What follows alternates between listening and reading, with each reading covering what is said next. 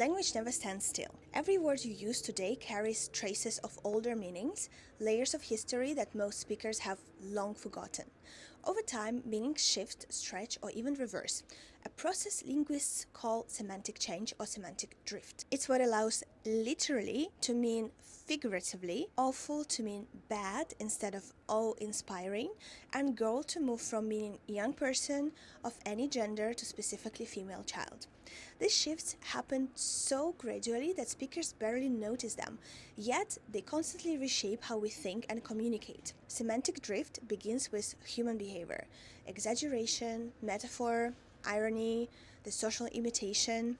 When people use a word in a slightly new context, say using literally to intensify emotion rather than describe fact, others repeat the pattern. Eventually, the new sense feels natural and the original fades, or coexists alongside it. No one decides this consciously. Meaning drifts through repetition and reinterpretation, guided by emotion and social norms rather than by rules. These changes reveal something fundamental about language. It reflects how people feel and relate, not just how they describe facts.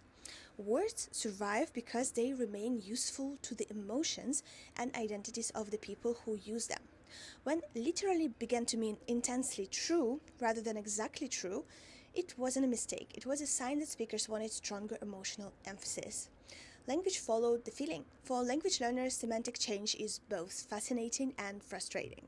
It explains why dictionaries often lag behind real use, why native speakers can use familiar words in ways that feel confusing, and why context matters more than definitions.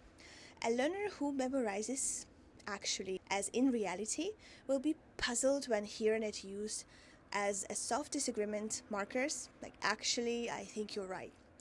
What seems like illogical is really evolution. The word shifted from literal contrast to polite nuance.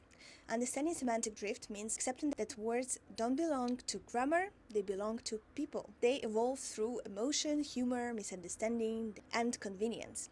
The wrong usage of today often becomes tomorrow's standard, as long as enough people find it expressive. For learners, this means fluency isn't about memorizing fixed meanings, but about sensing how meaning moves, how tone, intention, and context pull words in new directions. So when someone says literally dying of laughter, don't see it as linguistic decay.